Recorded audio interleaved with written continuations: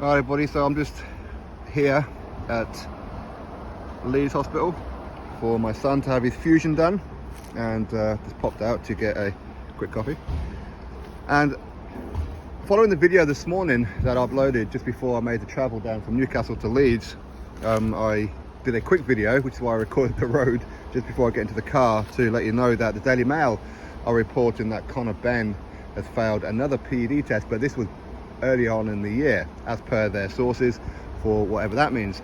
Now, going by the comments on that particular video, and of course other videos as well surrounding this particular situation, where a lot of people are saying that if these kind of things are true, because Eddie Hearn tried to put on the fight anyway and basically ignored VADA and whatever else, that promoters should face disciplinary action.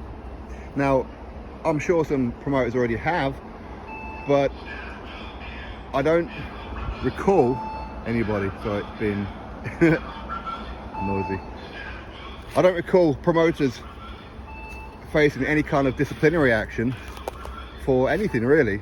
I mean, should Eddie Hearn have his license removed if, for example, the reports are true that Conor Benn failed a PED test beforehand and it wasn't dealt with? I mean, maybe it was. Maybe there was a adverse finding before and they sorted it all out.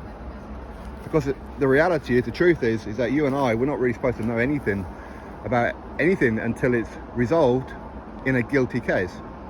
But it does make me wonder, and I know it makes a lot of other people wonder as well, how many of this kind of thing happens? How many times does this kind of thing happen and we don't know about it? How many fighters are out there failing PED tests and promoters covering them up or trying to make excuses for them or whatever? We really don't know.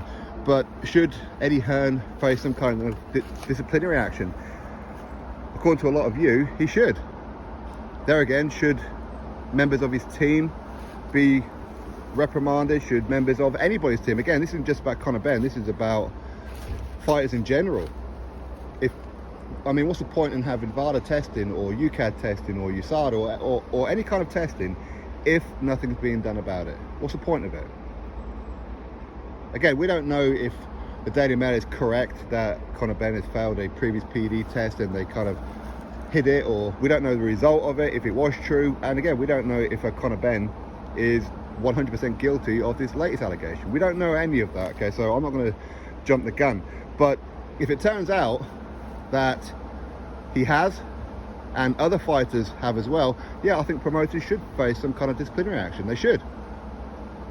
You can't have fighters entering the ring having an unfair advantage and you're just brushing it under the carpet through some kind of loopholes that people may find. And how many promoters are doing it? I know people are looking at Eddie Hearn at the minute, but how many promoters are actually doing it? So anyway, we'll have to wait and see what happens. I'm sure as the day unfolds, we'll find out more and more and more. I'm gonna get back in there. I should only be about another hour and a half maybe, and then I go home again, all the way back to Newcastle. So anyway, we'll see if anything gets done between now and then. Drop your thoughts below, click thumbs up, subscribe, and I'll catch you in the next video.